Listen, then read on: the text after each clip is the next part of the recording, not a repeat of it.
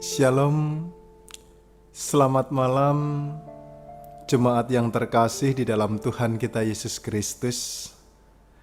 Kembali lagi bersama saya, Pendeta Hendra Kurniawan, dalam Lilin Malam GKJ Mergangsan. Sebelum kita bersama-sama beristirahat, menutup lelah kita, mari kita merenungkan firman Tuhan dan mari kita berdoa. Tuhan Allah Bapa Surgawi, saat ini kami bersama-sama hendak merenungkan firman Tuhan. Kiranya Roh-Mu yang kudus menyertai, memampukan kami untuk dapat menerima firman itu, serta melakukannya di dalam kehidupan hari-hari kami, sehingga ketika kami beristirahat, firman itu dapat merema dalam kehidupan kami, untuk kami lakukan di hari esok. Berfirmanlah ya Allah, kami siap mendengarkan. Hanya di dalam nama Tuhan Yesus Kristus, kami siap menerima firman-Mu. Amin. Saudara-saudara yang terkasih di dalam Tuhan kita Yesus Kristus, kontroversi. Saya yakin bahwa saudara-saudara pasti pernah mendengar istilah kontroversi. Ya, kontroversi adalah sebuah pertentangan atau perbedaan sikap yang kemudian memunculkan sebuah perdebatan dan memicu timbulnya konflik. Dalam kehidupan kita, banyak sekali kontroversi yang terjadi, mulai dari keluarga terkecil kita. Kontroversi itu terkadang muncul dalam hubungannya suami dan istri. Karena sebuah perbedaan, karena sebuah pola pikir yang berbeda, maka kemudian memicu sebuah pertentangan dan konflik. Ataupun juga kontroversi itu muncul dalam kaitannya hubungan orang tua dengan anak. Ketika anak menghendaki ini dan itu, dan di situ orang tua merasa tidak cocok, maka akan muncul juga kontroversi. Bahkan ketika kita boleh melihat lagi dalam kehidupan yang jauh lebih luas, di tengah kita bersosialisasi di lingkungan masyarakat, di tengah kita ditempatkan dalam dunia kerja, bahkan di tengah kehidupan bangsa Indonesia, kontroversi itu seringkali muncul dan nampak. Jika kontroversi itu tidak kita antisipasi dengan baik, maka akan memicu konflik yang berkepanjangan, sehingga relasi antara sesama akan semakin hancur. Saudara-saudara yang terkasih di dalam Tuhan kita Yesus Kristus, kontroversi itulah yang kemudian juga nampak dalam bacaan kita saat ini. Injil Yohanes 9 ayat 1 sampai 41 berbicara juga mengenai kontroversi yang terjadi antara Yesus dan imam-imam serta ahli-ahli Taurat pada zaman itu. Kontroversi itu muncul ketika Yesus menyembuhkan orang yang buta sejak lahirnya. Orang yang dianggap sebagai orang yang berdosa, entah itu atas perbuatan dirinya ataupun atas dosa yang telah dilakukan oleh orang tuanya, sehingga ia harus dilahirkan buta. Kontroversi itu nampak ketika Yesus menyembuhkan orang buta pada hari Sabat. Dalam pemahaman tradisi Yahudi, hari Sabat adalah waktu yang khusus untuk memuliakan nama Tuhan. Tidak boleh ada pekerjaan yang dilakukan selain hanya untuk memuji dan memuliakan nama Tuhan.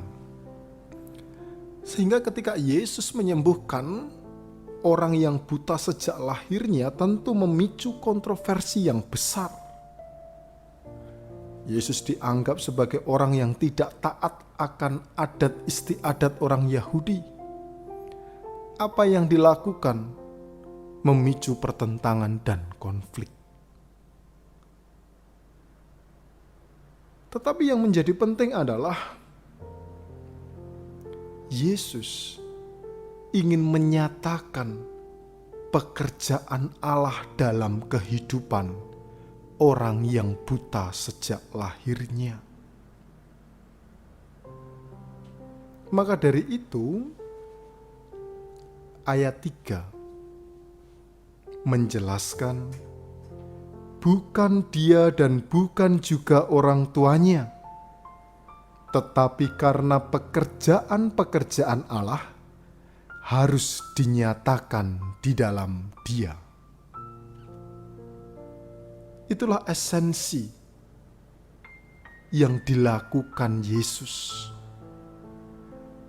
Karena memang Yesus datang ke dunia untuk menyatakan pekerjaan-pekerjaan Allah, yakni menyatakan kasih. Tetapi di satu sisi, orang-orang Yahudi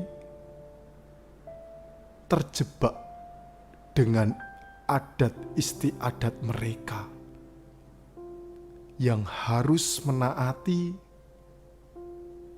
hari Sabat hanya untuk kemuliaan Tuhan. Hal itu mengabaikan kasih Tuhan yang harusnya dinyatakan. Artinya dari sini kita dapat belajar bersama bahwa di dalam sebuah kontroversi kita harus ingat satu hal. Pekerjaan Allah harus dinyatakan. Karya cinta kasih Kristus harus dilakukan. Kenyataannya yang terjadi di tengah kontroversi yang ada, kita hanya mementingkan ego kita. Kita hanya mementingkan diri kita sendiri tanpa melihat kehidupan orang lain, tanpa mau menyatakan pekerjaan Allah dan tanpa mau melakukan cinta kasih.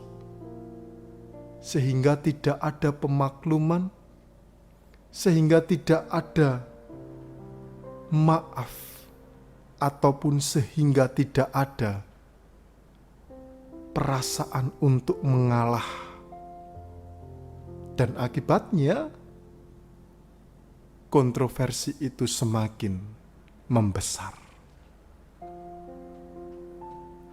Di malam hari ini kita belajar satu hal. Menurunkan ego di tengah kontroversi itu menjadi suatu hal yang baik untuk dilakukan. Karena dengan demikian, pekerjaan-pekerjaan Allah akan dinyatakan. Dan karena dengan demikian juga, kasih Allah akan mengalir dalam kehidupan kita. Sehingga kita lebih bijaksana dalam mengambil sebuah keputusan. Mari Bapak, Ibu, dan saudara-saudara yang terkasih, kita merenungkan firman itu, dan mari kita menyatukan hati untuk berdoa. Ya Allah Bapa Surgawi, di malam hari pemberian-Mu saat ini, kami belajar bahwa pada hakikatnya ketika kami menjalani kehidupan ini, kami tidak pernah lepas dari yang namanya kontroversi. Kontroversi itulah yang kemudian membuat hubungan kami dengan sesama semakin jauh, semakin berantakan, semakin hancur. Karena kami lupa untuk menurunkan ego kami. Kami hanya mementingkan diri kami. Yang penting kami puas. Dan ketika kami berhasil memenangkan, kami merasa bangga atas kemenangan itu. Firman-Mu mengingatkan kembali kepada kami bahwa di tengah kontroversi yang kami rasakan, kami harus mengingat bahwa pekerjaan-pekerjaan Allah harus dinyatakan. Kasih setia Tuhan harus dilakukan. Karena dengan demikian, kami boleh dengan bijaksana mengambil sebuah keputusan. Kami menyadari bersama Tuhan dalam hubungannya kami dengan orang tua kami, dalam hubungannya kami selaku orang tua dengan pasangan kami, seringkali terdapat perbedaan persepsi, perbedaan sikap, perbedaan cara pandang yang memicu sebuah kontroversi. Dan biarlah mulai dari keluarga terkecil kami, Tuhan, kami dapat melakukan firman itu, sehingga kami dapat menyatakan pekerjaan Allah dalam kehidupan keluarga kami. Kami pun juga berdoa dalam setiap kontroversi yang dihadapi oleh bangsa Indonesia. Banyak konflik-konflik yang muncul. Banyak kepentingan-kepentingan politik yang ada di dalam kehidupan bangsa Indonesia. Banyak yang berlomba-lomba untuk mendapatkan kedudukan, dan segala cara akan ditempuh meskipun memunculkan kontroversi, tetapi seakan-akan hal itu tidak dihiraukan. Yang penting adalah kepuasan ego tanpa melihat kehidupan yang harmonis kehidupan yang rukun, kehidupan yang saling mempersatukan. Oleh karena itu Tuhan, pada kesempatan kali ini pun kami juga berdoa untuk bangsa Indonesia.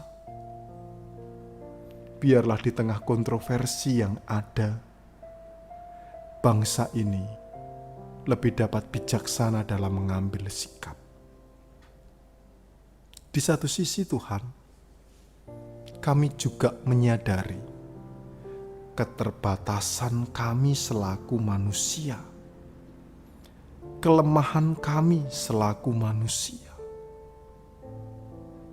Dan pada kesempatan kali ini kami juga memohon, biarlah Tuhan menguatkan kami, agar kami dapat menyatakan pekerjaan Allah dalam kehidupan kami.